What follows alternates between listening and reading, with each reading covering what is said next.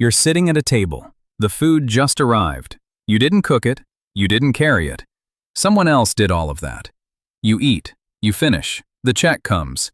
And then, without anyone asking, without signing any contract, without any law requiring you to do it, you add extra money on top.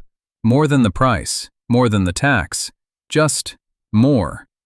And here's the strange part. If you don't do it, you'll feel guilty for the rest of the day, maybe the week. Think about what tipping actually is, described plainly. A business charges you money for a service. You pay that money.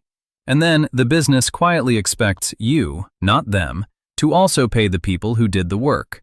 And if you don't, you're the bad person. Not the business that didn't pay its workers. You. You don't tip your doctor. You don't slip extra cash to your plumber after the invoice. Nobody hands their bus driver a 20 at the end of the ride. But at a restaurant, a screen rotates toward you showing 18%, 20%, 25%, and one option in small text that feels like a dare. No tip. And you panic. The obvious answer is, you tip because they earn low wages. Because you're a good person. That's what most people believe. And the wild thing is, that part is true. But here's what it completely misses.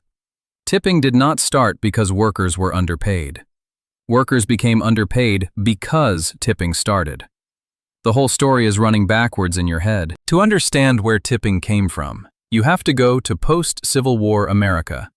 1865. Slavery has just been abolished. Millions of people are free, but they have no land, no savings, almost no legal protection. Railroad companies and restaurant owners found a solution. Hire black workers as porters and waiters. Pay them nothing. Tell customers to tip instead. These businesses got free labor. The workers got whatever strangers felt like giving them that day, which was sometimes nothing. The most famous example, the Pullman Company. George Pullman hired thousands of black men as railroad porters after the Civil War, paid them almost zero wages. To make it worse, he made passengers call every single one of them George. Nobody had to learn their actual names. Tips were meant to make up the difference. This is where the tipping system came from. Not generosity, not custom. A deliberate economic structure designed to extract labor from people who had no other options. And here's what makes this stranger. Most of the world looked at tipping and said, no. In Japan, tipping is considered rude, offensive. You are implying the worker needed your charity to do their job properly. Some restaurants will chase you down the street to return your money. In most of Europe, restaurant workers earn actual wages. There is no guilt. There is no spinning screen. You pay what's on the bill. That's it. In Australia, tipping is uncommon, optional, because the law requires workers to be paid fairly without depending on customer generosity. The United States is one of the only places on earth where tipping became an entire social contract, where the percentage quietly increased from 10% in the 1960s to an expected 20 to 25% today, and nobody voted on any of it. Here's something almost nobody knows. There was a major anti-tipping movement in America, and it almost worked. Between 1900 and 1915, 6 American states actually banned tipping by law. Washington, Mississippi, Iowa, Tennessee, South Carolina, Arkansas. Anti-tipping leagues formed across the country. The Anti-Tipping Society of America had thousands of members. Newspapers called tipping un-American, feudal, degrading. And then the restaurant industry lobbied. Hotels pushed back. Tip-dependent businesses fought hard. Every single state that banned tipping reversed it within a few years.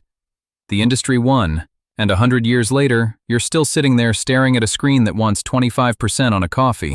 And today, the system has expanded far beyond restaurants. Hotels, food delivery apps, coffee counters, nail salons, ride shares, takeout windows.